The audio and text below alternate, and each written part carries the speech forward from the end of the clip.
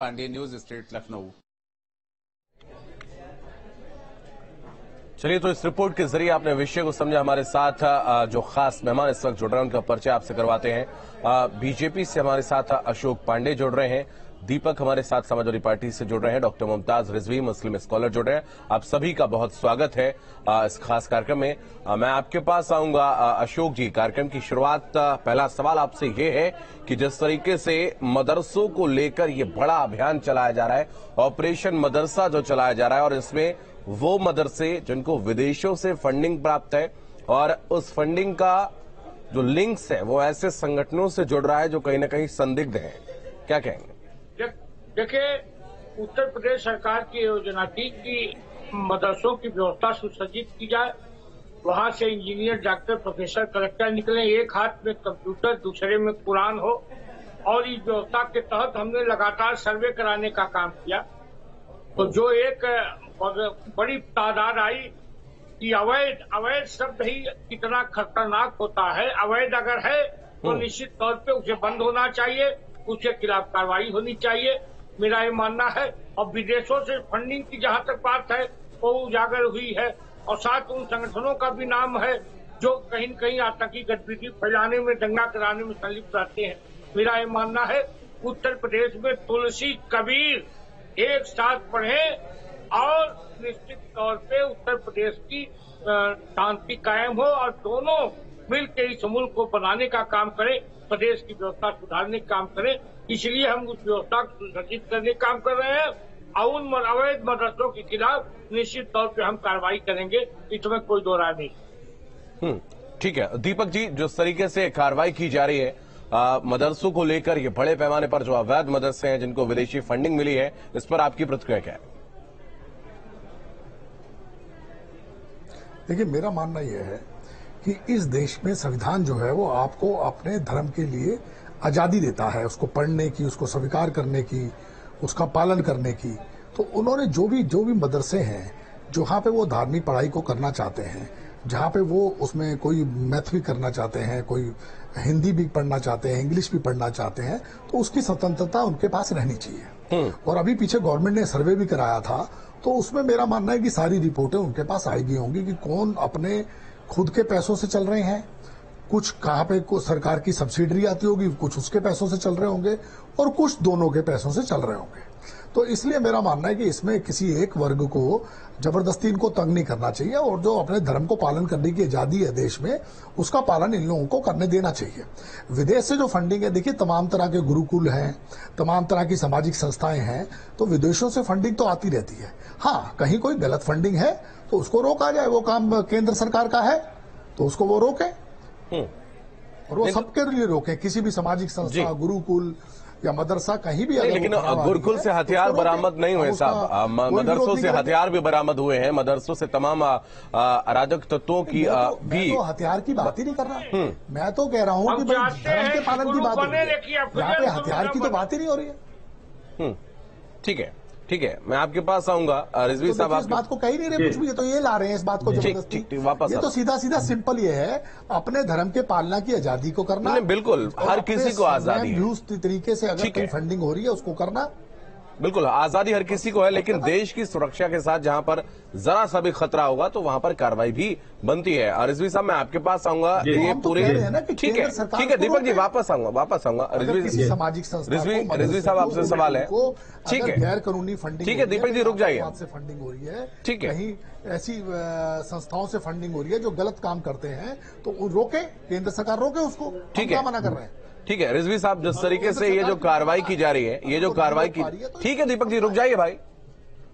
रिजवी साहब, आपसे सवाल है, जो ये कार्रवाई की जा रही है, 4000 से ज्यादा ऐसे मदरसे हैं जो अवैध बताए जा रहे हैं, जिनका कोई रिकॉर्ड नहीं रहा है, बिना मान्यता के ये चलाए जा रहे थे, इन पर इस कार्रवाई को कैसे देखते हैं? देखिए, सबसे पहले ये कि इनको अवैध कहना बिल्कुल गलत है। अगर मान्यता प्राप्त नहीं है और गैर मान्यता प्राप्त है तो ये अवैध की श्रेणी में नहीं आते, और ये हम नहीं कह रहे हैं। जब इसकी जांच हुई थी तो खुद सरकार ने कहा था, और इसीलिए देखिए आप आधी रिपोर्ट पेश कर रहे हैं। 8,441 मदरसे, 4,000 ऐसे हैं कि जिनको बाहर से फंडिंग हो रही है। यही रिकॉर्ड से किया आपने सवाल खड़ा किया ना, आपने कहा कि आप आधे रिकॉर्ड दिखा रहे हैं। आप देखिए, आप टीवी देख पा रहे हैं तो आप देखिए, अरे नहीं, मेरी बात तो सुनिए पहले। मैं इसलिए कह रहा हूँ कि 4000 के खिलाफ कहा है कि कार्रवाई करेंगे, और बाकी जो मानक पूरे कर रहे हैं गैर मान्यता प्राप्त, उनको मान्यता दी जाएगी। आप पहले पूरी बात सुनिए। सरकार ने कहा है, आप क्योंकि सनसनीखेज बनाना चाहते हैं इसको, और एक बड़ी जो है तो इसलिए ऐसा कर रहे हैं। बाकी सर एक नंबर मैं इसलिए कह रहा हूँ कि वो अवैध नहीं है, क्योंकि देखिए आर्टिकल 30 में आप जाइए, मेरे पास ये संविधान लिखा हुआ है। आर्टिकल 30 में क्या कहा गया है? उसमें कहा गया है कि भारतीय संविधान के अनुच्छेद 30 के अनुसार सभी अल्पसंख्यक, चाहे वे धर्म के हों या भाषा के हों, अपनी पसंद के शैक्षिक संस्थानों के विकास और प्रबंधन के अधिकार के पात्र हैं। सरकार किसी भी संगठन को सहायता प्रदान करने में अंतर नहीं करेगी।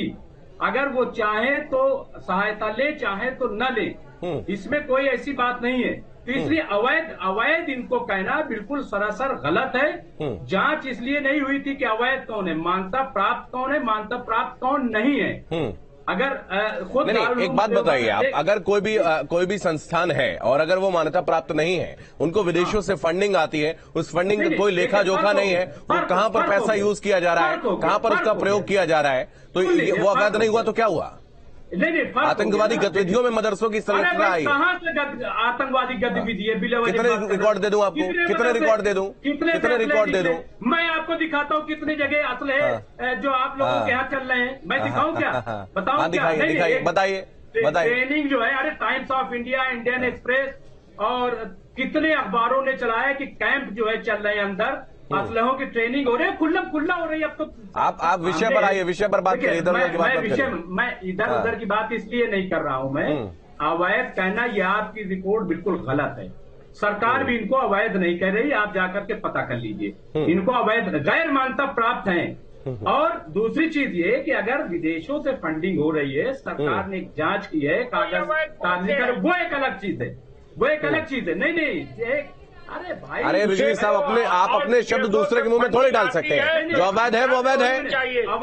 अपनी ठीक है, नॉलेज बढ़ाइए आप अपनी, बोलिए। अरे मैं बता रहा हूँ आपको ना, मैंने तो आपको अभी पढ़ के सुनाया ना आर्टिकल 30 क्या कहता है हमारा संविधान। हमें भी पता है, सारे आर्टिकल मैं भी बता सकता हूँ आपको। आपकी आजादी वहीं तक है जहाँ से दूसरी की आजादी शुरू होती है। तो कहाँ किसकी आजादी खतरे में पड़ गई? अरे जहाँ पर जिसका कोई लेखा जोखा नहीं है, जिसको विदेशी फंडिंग मिल रही है, ठीक है, विदेशी फंडिंग और विदेशों से चलिए ठीक है। अशोक जी बोलिए। देखिए, इनको जानकारी दे दें कि अवैध को ही गैर मान्यता प्राप्त बोलते हैं। इनकी जानकारी सही आप कर लें। दूसरी बात, विदेश से फंडिंग हो रही है और कुछ संगठनों की गतिविधियों में संलिप्तता है तो निश्चित तौर पे कार्रवाई होनी चाहिए। ऐसा नहीं है, अनेकों मदरसों से आतंकी गतिविधियों की सूचना मिली है और निश्चित तौर पे कई आतंकी गतिविधियां हुई है। इसमें कहीं न कहीं विदेशी फंडिंग कुछ मदरसों का हाथ जरूर था। वो भी गलत है, वो भी अवैध है। विदेशी फंडिंग सिर्फ मदरसों की बात नहीं है। मैं क्या कह रहा हूं, मेरी बात सुन लिया जाए अशोक पांडे जी, कि विदेशों से अगर गलत तरीके से फंडिंग आ रही है तो वो तो हमारे लिए भी गलत है, अवैध है, आपके लिए भी अवैध है। लेकिन अगर मान्यता किसी ने नहीं लिया है तो वो अवैध नहीं हो गए हैं। और इसीलिए कहा गया है कि सारे कागजों की चेकिंग की गई है, देखा गया है, और जो मदरसे अशोक जी ठीक है, अशोक जी मैं आपके पास आऊं। ठीक है अशोक जी, ठीक है रिजवी साहब रुकिए। अशोक जी, वो मदरसे जिनको मान्यता नहीं मिली हुई है, जो लगातार कई सालों से मदरसों में शिक्षा दे रहे हैं, जो भी शिक्षा दे रहे हैं किसी भी तरीके, देखिए आप रुक जाइए रिजवी साहब, बात करने दीजिए। वो वहां पर शिक्षा प्रदान कर रहे हैं, जो भी कर रहे हैं वो जानते होंगे, और उनको फंडिंग भी मिल रही है जिसका कोई लेखा जोखा नहीं है, तो उनको क्या कहा जाएगा? आप सरकार में आप बताइए। हाँ, देखिए, निश्चित तौर पे उसे अवैध कहा जाएगा क्योंकि विदेशी फंडिंग हो रही है, उसकी कोई जानकारी नहीं है और मान्यता नहीं ले रहे हैं। और ऐसा नहीं है कि मदरसे ठीक है साफ पाक हो सकते हैं, लेकिन कई मदरसों में आतंकी गतिविधियों से लिप्तता पाई गई है। अनेक आतंकी गतिविधियों में कई मदरसों का इस्तेमाल हुआ है। तो मेरा ये मानना है कि गुरु पैदा करो, लेकिन अफजल गुरु उत्तर प्रदेश में न पैदा करो। इसके लिए हम सब व्यवस्था कर रहे हैं, इसीलिए हम जांच करा रहे हैं। बिल्कुल। अब बताइए रिजवी साहब, अब वो सरकार का हिस्सा है, बीजेपी की सरकार, और बीजेपी के प्रवक्ता ये कह रहे हैं कि अवैध है मदरसे। अब क्या कहना है आपका? मैं ये कह रहा हूं कि एक नाम मदरसे का बताइए कि जहां पे आतंकवादी गतिविधियां इन्होंने पाई हो, एक मदरसा बता दीजिए।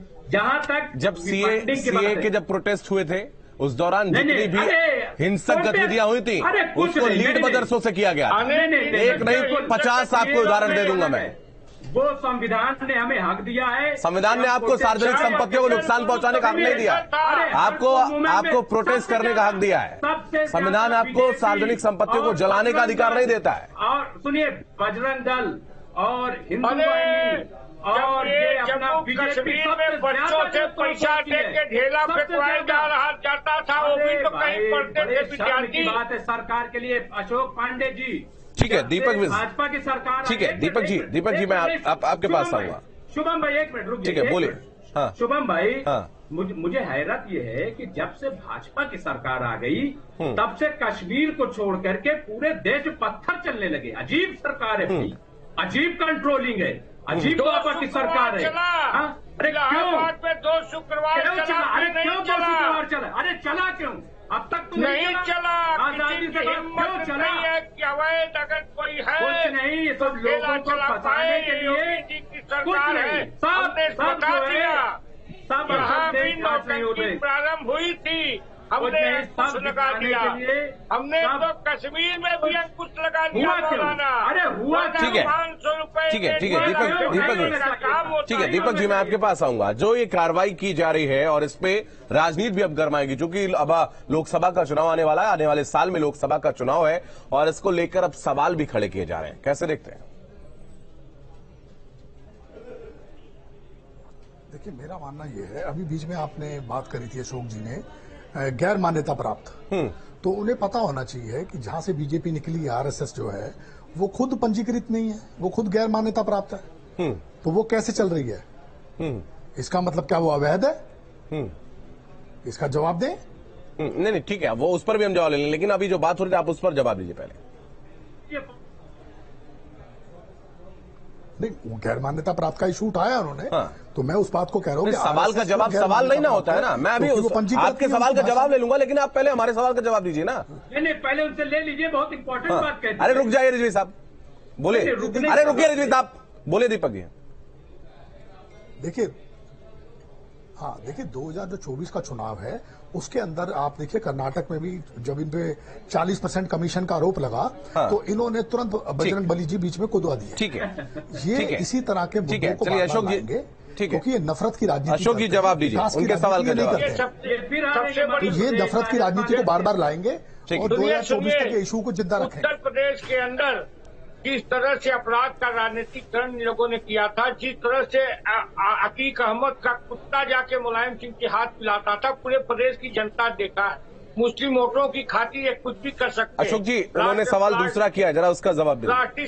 सुनिए, राष्ट्रीय स्वयंसेवक संघ सांस्कृतिक राष्ट्रवाद की बात करता है, वो कोई विद्यालय नहीं है। अभी आपके ब्रजभूषण जी जो है उनको रेप के 500 एक्ट लगा हुआ है, उनपे रेप का उनपे आरोप लगा हुआ है। गैर सरकारी ठीक है, आपके जो कोई राजनीतिक दल नहीं है। अशोक जी, दीपक और डॉक्टर मुमताज रिजवी, आप सभी का बहुत धन्यवाद हमारे साथ इस खास कार्यक्रम में जुड़ने के लिए। तो ऑपरेशन मदरसा अब चलाया जा रहा है और जो भी अवैध मदरसे हैं उन पर अब कार्रवाई की जाएगी, उनको बुलडोज भी किया जाएगा, क्योंकि बहुत सारी सार्वजनिक संपत्तियों को कब्जा करके उन पर मदरसे